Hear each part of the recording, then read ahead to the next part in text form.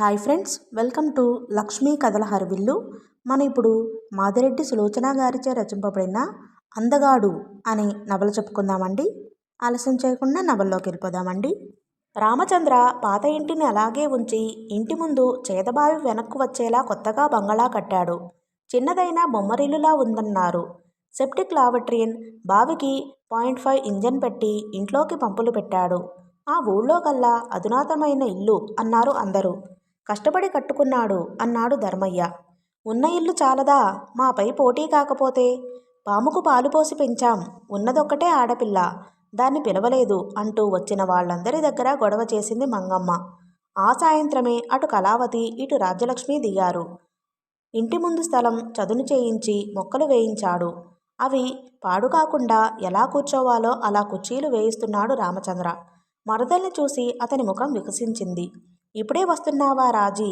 రేపు వస్తావనుకుని బస్టాండుకు ఎవరినీ పంపలేదు అన్నాడు ఆమె చేతిలోని సూట్ కేస్ అందుకుంటూ. పర్వాలేదు బావా, అత్తయ్య ఒకటి ఏం కష్టపడుతుందని వచ్చేశాను. ఈ గేటు దగ్గర కొబ్బరి మొక్కలు వేయించావా? మరదలు కోరడం బావ కాదనటమా? నవ్వి లోపలకు నడిచింది. జీతగాడొచ్చి రామచంద్ర చేతిలోని సూట్ కేసు లోపల పెట్టాడు. లడ్డూలు బల్లమీద పాలిథీన్ పేపర్లు వేసి పేరుస్తున్న భాగ్యమ్మ రాజ్యలక్ష్మిని చూసి చాలా సంతోషించింది. రావే అమ్మ, చిన్న పనికి పెద్ద పనికి తిరగలేక చచ్చిపోతున్నాననుకో. 4 రోజులు సెలవు పెట్టి రమ్మని రాయరా అంటే వింటాడా నా మాట అన్నదామె. ఇంటర్ ఆఖరు సంవత్సరం, నీకేం తెలుసు చదువు సంగతి? ఆ అమ్మాయికి కాఫీ ఇవ్వు అన్నాడు. అతనికి కాస్త నిశ్చింతగా అనిపించింది. రాజ్యలక్ష్మి వస్తే కొన్ని విషయాలు చురుగ్గా చూసుకుంటుందని. రాజీ, ఇటురా, ఏదో గుర్తుకు వచ్చిన వాడిలా పిలిచాడు. రాజ్యలక్ష్మి వచ్చింది. అతను అలమర తీసి 2 పట్టు చీరలు బయటపెట్టాడు. నీకిష్టమైన రంగు తీసుకో, రెండోది కళావతికి అన్నాడు. మరి మీకు అన్నది. నా బట్టలు తర్వాత చూపుతాను గాని నీకు నచ్చింది ఎన్నుకో తల్లి అన్నాడు చిరుకోపంగా. మీరు నాకు ఏది బాగుంటుందనుకుంటున్నారు? ఆ చందనం రంగు చీర బాగుంటుంది అన్నాడు. అయితే నాకు అదే ఉంచి మిగిలింది మీ చెల్లికివ్వండి అన్నది పెట్టె మూస్తూ. అతను బంగారు గాజులు, ఒక గొలుసు రాజ్యలక్ష్మికి ఇచ్చాడు. రాజీ, ఇవి అమ్మకివ్వు. ఒకనాడు వ్యాపారం చేస్తానని తీసుకున్నాను. నేనిస్తే ఆమె గతం గుర్తు చేసుకుని బాధపడుతుంది. అది నేను చూడలేను అన్నాడు. రాజ్యలక్ష్మి ముఖం ఉదాసీనంగా మారిపోయింది. వాటిని గట్టిగా పట్టుకుంది. బ్రాహ్మణులకు కావలసిన దక్షిణ స్వయం పాకం ఇచ్చి పంపాడు. ఇల్లు కట్టడానికి సహకరించిన కూలీలు ఊరివారు వస్తారు. పూజలు శాంతులు అంటే నమ్మకం లేదు. భాగ్యమ్మ ఒక్క ఆడపిల్లకు బట్టలు పెట్టాలంటే అందరికీ బట్టలు తెచ్చాడు. ఏమిటి రాజీ, చిన్న విషయానికే అప్సెట్ అవుతారు? రేపు ఉదయమే ఇంట్లోకి రావడం, ఆ తరువాత కాఫీలు ఫలహారాలు, కూలీలకు మేస్త్రీలకు బట్టలు పెట్టడం, భోజనాలు, కార్యక్రమం తెలిసిందిగా అన్నాడు. ఇప్పుడు ఈ కార్యక్రమం నా ఆధ్వర్యాన జరుగుతుందా ఏం అన్నది నవ్వుతూ. వాతావరణం తేలిక అయింది. అప్పుడే కళావతి వచ్చిందన్న వార్త విని రామచంద్ర వెళ్ళి పలకరించి వచ్చాడు. మర్నాడు అతను కోరినట్టే కార్యక్రమం జరిగింది. అందరికీ బట్టలు పెట్టింది రాజ్యలక్ష్మి. మా అందరిలాగే రాత్రింబవళ్ళు శ్రమించారు బాబుగారు అన్నాడు మేస్త్రి లేచి రామచంద్రకు నమస్కరిస్తూ. మరి ఈ పెద్ద మేస్త్రికి బట్టలు పెట్టొద్దు? నవ్వుతూ వెళ్ళి పళ్ళెం తెచ్చింది రాజ్యలక్ష్మి. కూర్చోండి మేస్త్రి గారు అన్నది రామచంద్రకు పీట చూపుతూ. ఏమిటి రాజీ? అతను సందేహంగా చూశాడు. అబ్బబ్బా బావా, వాళ్ళను చూసి అయినా బుద్ధిగా కూర్చోండి. ఏమిటి, ఎందుకు అంటూ అడిగారా అన్నది. అతను కూర్చున్నాక చక్కని చిన్న జరీపొడక గీత ఉన్న దోవతి కద్దరు పట్టులాల్చి పెట్టింది. మేస్త్రి గారు, మీరు వెళ్ళి బట్టలు మార్చుకు వస్తే భోజనాలు వడ్డిస్తాం అన్నది గర్వంగా. నీవేనా తెలివైన వాడివన్నట్టు చూస్తూ. ఏమిటే ఆ మిడిసిపాటు? మంగమ్మ కసురుకుంది. ఆమెకు ఎందుకో రామచంద్ర ఏడుస్తూ ఉసురుమంటే చూడాలని ఉంది. పోనీ అక్క, చిన్నపిల్లలు సరదాగా ఉంటే ఏం? భాగ్యమ్మ సర్దింది. రామచంద్ర వెళ్ళి బట్టలు మార్చుకుని వచ్చాడు. అచ్చు పెళ్ళికొడుకులా ఉన్నావు బావా, రా, ఆలస్యమైంది అని రాజ్యలక్ష్మి వడ్డన దగ్గరకు వెళ్ళిపోయింది. పెళ్లి చేసుకుంటాడటనా? కళావతి తల్లిని అడిగింది. దాని వేషాలు చూస్తుంటే తెలియటం లేదు. లోకం కళ్ళు కప్పాలని చదువు చట్టబండలు అంటాడు అంది మంగమ్మ. కళావతికి అందరిలా రామచంద్రను గౌరవిస్తూ మాట్లాడడం నచ్చటం లేదు. అందరి ముందు తన గొప్పతనం ఎలా చాటుకోవాలో అర్థం కాలేదు. ఏమిట్రా కళ, అల్లుడు రాలేదా? పెదకాపు శోభ తండ్రి అడిగాడు. వద్దామనే అనుకున్నారు బాబాయ్. మినిస్టర్ గారు కబురు చేశారు. ఆయనకు ఈయన లేకపోతే ఒక్క క్షణం తోచదు అంది. చాలా సంతోషమమ్మా అన్నాడాయన. ఆయన ఊళ్ళో వారి మాటలకు కుంగిపోతున్నాడు. వ్యవసాయం కుంటుపడింది. భార్యాభర్తల వయసు ఈ 4 సంవత్సరాలలో 40 ఏళ్లు గడిచినట్టయింది. వాళ్లను కూర్చోబెట్టాడు రామచంద్ర. అంతేకాదు బాబాయ్, గంట కూడా ఇంట్లో ఉండరు. అందరూ మినిస్టరు మీ ఆయనకు భర్త, మీ ఆయన అతని భర్త అంటూ మేళం ఆడతారు అన్నది. అలాగా, దినమంతా నువ్వు ఒక్కదానివే ఉంటావా అమ్మా? ఒక ముత్తైదు అడిగింది. అదేం లేదు పిన్ని, ఆయనకు నేనంటే అభిమానం ఇంతని చెప్పలేను. ఇదిగో పెళ్లికి చేయించిన గాజులు పాత మోడలని మళ్ళీ ఇవి చేయించారు. గాజులు గలగలలాడించింది.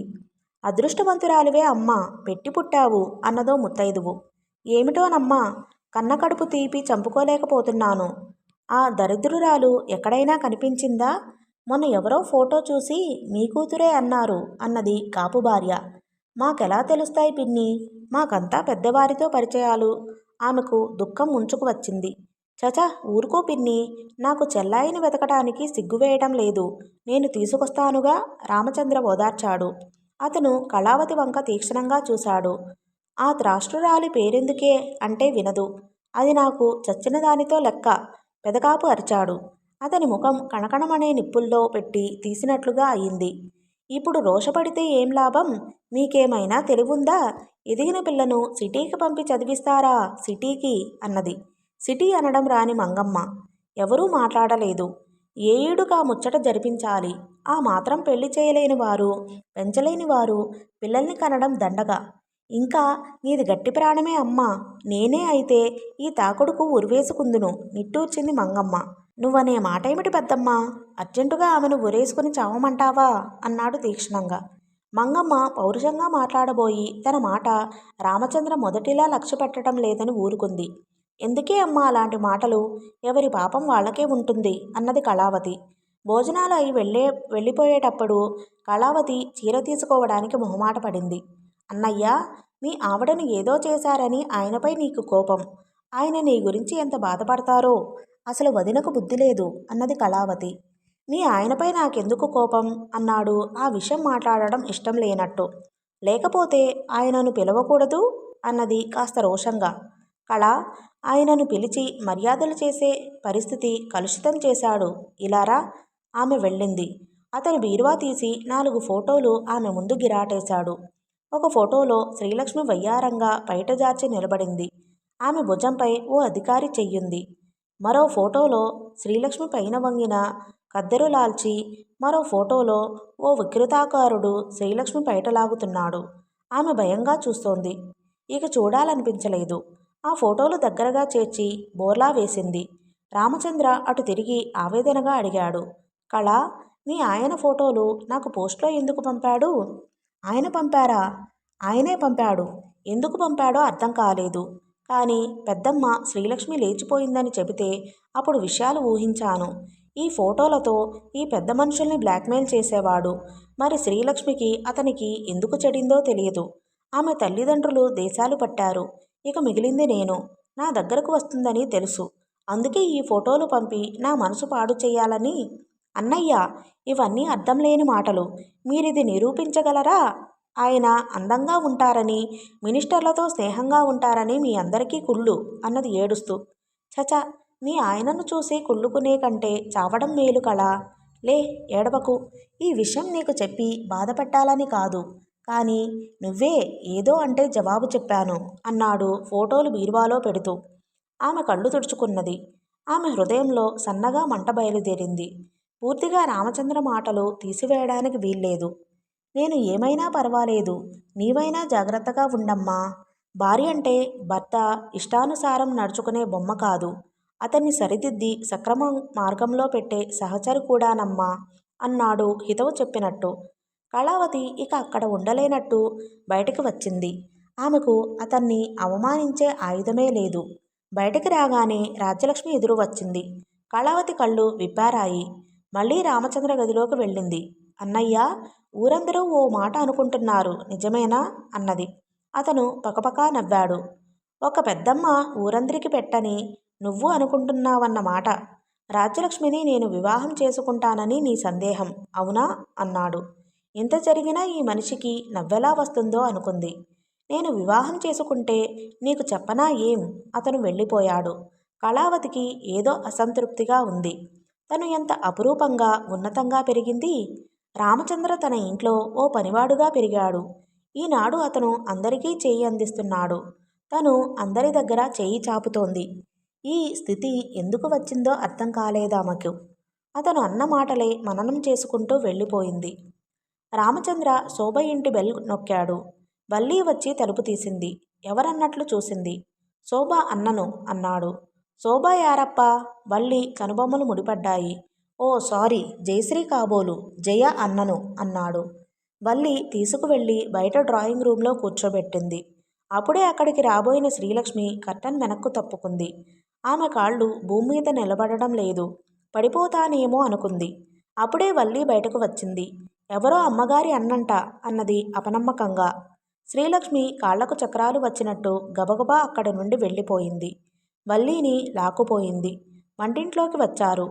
అతను నిజంగా శోభ అన్నగారే. నీ నోరు మంచిది కాదు, ఏమన్నా అన్నావా అని అడిగింది ఆదుర్దాగా. మురుగా, నేనెందుకు అందును? కూర్చున్నమంటిని అన్నది వల్లి. శ్రీలక్ష్మి శరీరం గాలిలో తేలిపోతుంది. ఆనందంగా గంతులు వేయాలని ఉంది. వెళ్ళి అతని వడిలో వాలిపోవాలని ఉంది. కానీ అతను పరాయివాడు.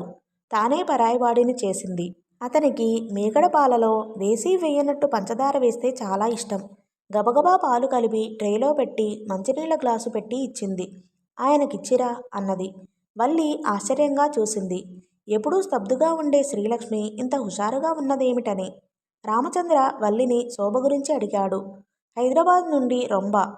అదే పెద్ద నిర్మాత అంటే ప్రొడ్యూసర్ వచ్చిండ్రు అన్నది కళ్ళు తిప్పుతూ. అలాగా, కూర్చుంటానులే.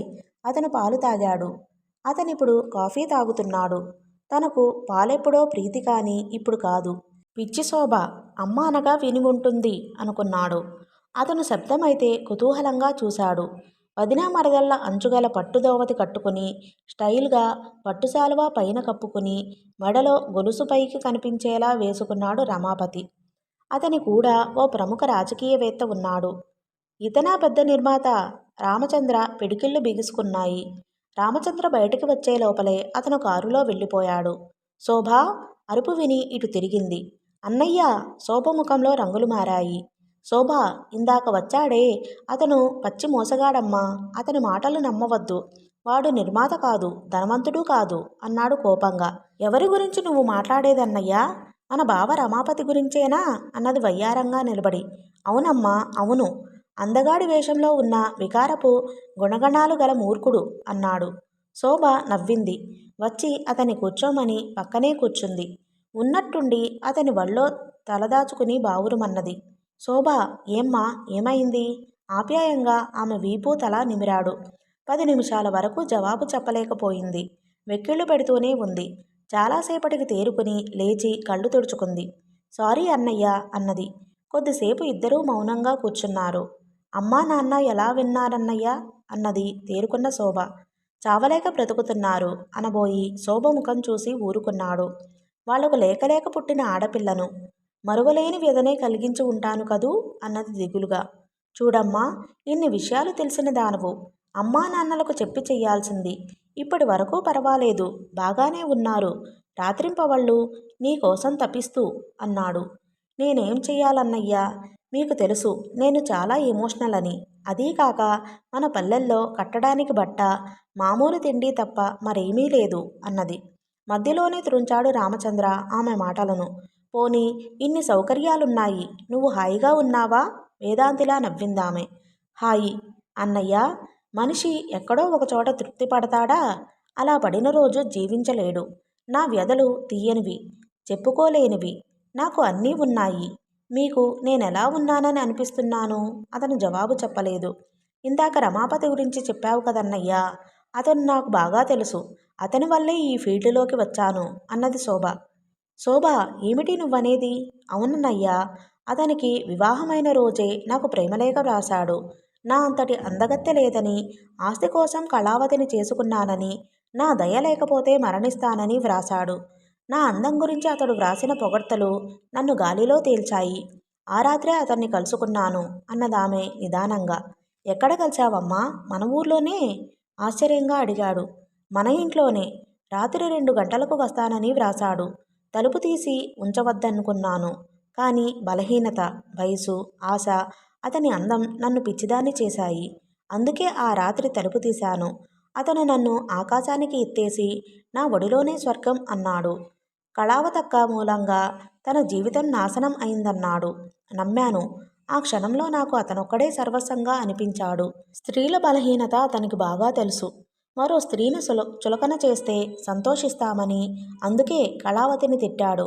ఆ క్షణంలోనే నా ఆనందం అంతా ఇంతా కాదు. శోభ, ఊరివారి ఊహాగానాలు మరొక రకంగా ఉన్నాయి.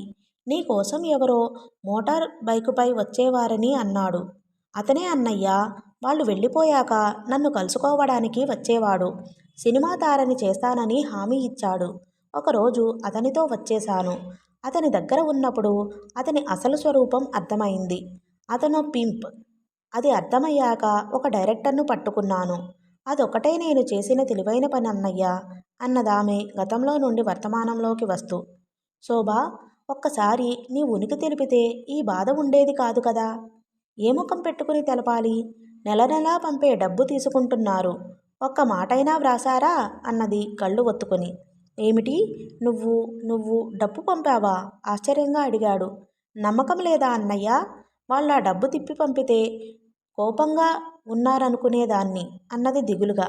అర్థమైంది. ఆ అందగాడితోనే పంపావా? అయితే అది మీ వాళ్లకు చేరలేదమ్మా అన్నాడు జాలిగా చూస్తూ. అతను మోసం చేస్తాడని తెలుసు. కళక్క చేస్తుందా? కళక్క అమాయకమైన అభిమానంతో అతన్ని ఆరాధిస్తుంది శోభ. అతని తప్పులను ఒప్పులుగా గొప్పలుగా తీసుకుంటుంది నిట్టూర్చాడు. నిజమా అన్నయ్య? శోభ ముఖం వెలవెలబోయింది. తన తల్లిదండ్రికి తన క్షేమ సమాచారం తెలుస్తోంది. డబ్బు అందుతోంది అనుకుంది. తన తల్లిదండ్రులు ఎంత బాధపడుతున్నారో ఆమెకు కళ్ళనీళ్ళ పర్యంతం అయింది. లెండి అన్నయ్య, భోజనం చేద్దాం అన్నది. అది కాదు శోభ, అమ్మా నాన్నకు నిన్ను తీసుకువస్తానని మాట ఇచ్చాను. నీవు తమిళం సినిమాల్లో నటించడం మూలాన నీ అడ్రసు కనుక్కోలేకపోయాను అన్నాడు.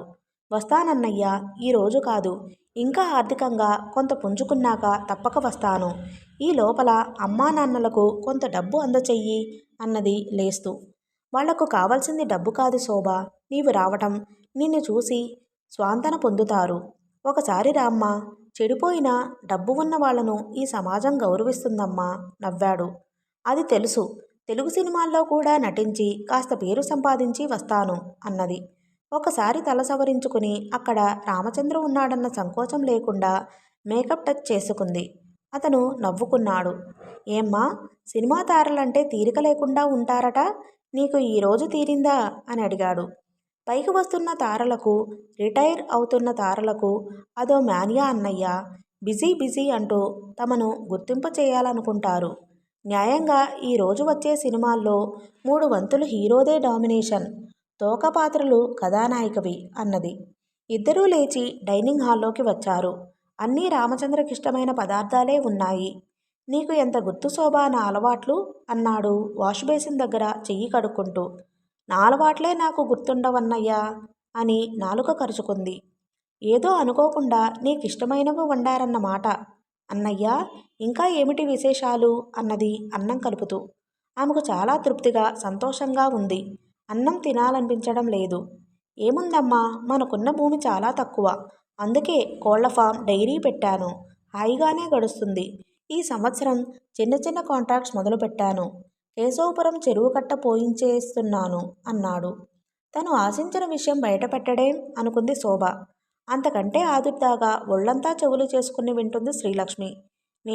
నేను అడగలేకపోయింది శోభ. ఏమిటమ్మా నువ్వు? ఏమిటి? ఏం లేదు. వదిన విషయం వదిలేసుకున్నట్లేనా? అతని ముఖం ఉదాసీనంగా మారిపోయింది. కొన్ని నిమిషాలు మాట్లాడలేదు. ఆ విషయాలు మాట్లాడకపోవడమే మంచిది శోభ అన్నాడు. శ్రీలక్ష్మి వంటింట్లో స్టూల్ లాక్కుని కూర్చుంది. నేను మనసు విప్పి మాట్లాడలేదా అన్నయ్య? ఇంకా నన్ను పరాయిదాల్లాగే చూస్తున్నావు అన్నది కినుకుగా. ఏం లేదు శోభ, పరాయిదానివనుకుంటే ఇంత దూరం వస్తానా? మనసును మదించి రక్తం పిండే విషయాలు తలుచుకోవాలంటే భయం వేస్తుంది. ఇప్పుడిప్పుడే కుదుట పడుతోంది నా మనసు. సారీ, రాజ్యలక్ష్మి ఎలాంటమ్మాయి? రాజ్యలక్ష్మి నీకెలా తెలుసు? ఆశ్చర్యంగా చూశాడు రామచంద్ర. ఎవరన్నా ఏమన్నా చెప్పారా? ఎవరో అనగా విన్నాను. నువ్వు ఆ అమ్మాయిని పెళ్లి చేసుకున్నావట కదా అన్నది. ఓ, ఆ వార్త నీదాకా వచ్చిందా? చూడు శోభ, కొందరు వివాహం అంటే ఒక ఆట క్రింద తీసుకుంటారు, మరికొందరేమో అక్కర్లేదనుకుంటారు. నేను మామూలు పల్లెటూరు వాడిని. వివాహం పట్ల నాకు కొన్ని ఖచ్చితమైన భావాలున్నాయి. నా దృష్టిలో వివాహం అతి పవిత్రమైనది, అనురాగపూరితమైనది. ఒకటి విఫలం కాగానే వెంటనే ఇంకో పెళ్లికి సిద్ధపడతానని ఎలా అనుకున్నావు? కాస్త ఆవేశంగా అడిగాడు. నేను అనుకోలేదన్నయ్యా. నీ మరదలు నీ దగ్గరుందని. మా మామగారు కూతురు లేచిపోయిందన్న నింద భరించలేక దేశాలు పడితే నా ఆశ్రయం కోరింది. అంత మాత్రాన వివాహం చేసుకుంటానని ఎలా అనుకున్నావు? ఆత్మవిశ్వాసంతో పరిస్థితులను అర్థం చేసుకోవాల్సిన విద్య లోపించడం వల్లే స్త్రీలిలా తయారవుతున్నారు. అందుకే రాజ్యలక్ష్మిని చదివిస్తున్నాను అన్నాడు. నేను చదువుకోలేదా అన్నయ్యా? నీ చదువు గారాల మధ్య జరిగింది. అడిగినంత డబ్బు పంపారు. ఆ డబ్బు ఖర్చుతో నువ్వు రంగురంగుల కలలు కన్నావు, సినిమాలు చూశావు. సినిమాలో కథానాయికల రంగురంగుల బట్టలు మార్చాలి అనుకున్నావు. వాస్తవ దృక్పథంతో పెరగలేదు. రాజ్యలక్ష్మి అలా కాదు. వయసుకు మించిన తెలివితేటలు, ఆలోచనలు ఉన్న అమ్మాయి. కనీసం గ్రాడ్యుయేషన్ అయ్యాక వివాహం చెయ్యాలని ఉంది అన్నాడు నిశ్చయంగా. శ్రీలక్ష్మి గుండెల మీద చెయ్యి వేసుకుంది. నిశ్చింతగా నిట్టూర్చింది. మరి వదిన గురించి ఆలోచించలేదా అన్నది మెల్లగా. అతను ఎంత పౌరుషంగా మాట్లాడుతాడో అని భయంగా చూసింది. శోభ, నేను మీ అంత గొప్ప చదువులు చదువుకోకపోయినా పరిస్థితులు అర్థం చేసుకోగలనమ్మా. శ్రీలక్ష్మి ఆ ఇల్లు వదిలిందంటే వస్తుందేమో అని చూశాను. తండ్రి వెళ్ళి పిలిస్తే నానా మాటలు అన్నది. నేను వెళ్ళి పిలిస్తే వస్తుందా? అందుకే తనంత తాను వస్తుందేమో అని ఎదురుచూశాను. కానీ ఓ పెద్ద రిజిస్టర్ కవర్ వచ్చింది అన్నాడు సిగ్గుపడినట్టు.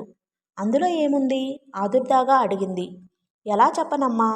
ఆమె రకరకాల శృంగార భంగిమల్లో పురుషుల కౌగిల్లో ఉన్న ఫోటోలు వచ్చాయి. ఆ ఫోటోలు చూసి నేను పడిన నరకయాతన పగవారికి కూడా వద్దు అనిపించింది. అతని ముఖం ఎర్రగా మారిపోయింది. అన్నయ్య అన్నది అదిరిపడినట్టు. వంటింట్లోంచి ధన్మన్న శబ్దం వినిపించింది. శోభ ఒక అంగలో పరిగెత్తింది. ఏమిటమ్మా? తనూ లేచాడు రామచంద్ర. ఒక్క నిమిషం అన్నయ్యా, నా సెక్రటరీకి ఆరోగ్యం బాగాలేదు. 5 నిమిషాల తర్వాత బయటకు వచ్చింది. అన్నం కెలుగుతూ కూర్చున్నాడు అతను. భోజనం చేసేటప్పుడు ఇలాంటి విషయాలు అడగవలసింది కాదన్నయ్యా అన్నది బాధగా. ఆవిడకెలా ఉంది? పర్వాలేదు అన్నది ముక్తసరిగా. ఇద్దరూ భోజనాలు ముగించి లేచారు. షూటింగ్ చూస్తావా అన్నయ్య? నాకది ఇంట్రెస్ట్ లేదమ్మా, నేను వెళ్ళిపోవాలి. అమ్మా నాన్న ఆశగా ఎదురు చూస్తుంటారు అన్నాడు. అతనికి ఆ రాత్రికి బస్ టికెట్ తెప్పించి ఇచ్చింది. మీరు పైన విశ్రాంతి తీసుకోండి, కాస్త నా సెక్రటరీ విషయం చూసుకుని వస్తాను అన్నది. అతను ఆమె చూపిన గదిలో పడుకున్నాడు. రాత్రంతా నిద్రలేదేమో, హాయిగా నిద్ర పట్టింది. శోభ కిందకి రాగానే శ్రీలక్ష్మి గదిలోకి వెళ్ళింది. ఆమె దిండులో తలదూర్చి వెక్కి వెక్కి ఏడుస్తోంది. వదినా, ఊరుకో, ఏమిటిది? అనునయంగా వీపు నిమురుతూ పక్కన కూర్చుంది. శోభ, ఆయన రాజలక్ష్మిని వివాహం చేసుకోలేదని తెలిసాక ఎంత ఎగిరి గంతేశాననుకున్నావు? కానీ ఆనందపు గడియల ఆయుష్ అంత స్వల్పమా అన్నది వెక్కుతూ. అదే దురదృష్టం వదినా. ఆ ఫోటోలు వాడు బ్లాక్మెయిల్ చేయటానికి తీసినవి అని చెప్పాలనుకున్నాను. నమ్మించడం కష్టం అన్నది శోభ. ఇద్దరూ చాలాసేపు మౌనంగా ఉండిపోయారు. పోనీలే శోభ, ఆయన మంచి మనసు గల వ్యక్తి. ఆయన క్షేమంగా ఉంటే చాలు అన్నది కళ్ళు ఒత్తుకొని. నువ్వు నిరాశపడకు వదినా, కాలమే కొన్ని విషయాలను పరిష్కరిస్తుంది ఓదార్చింది.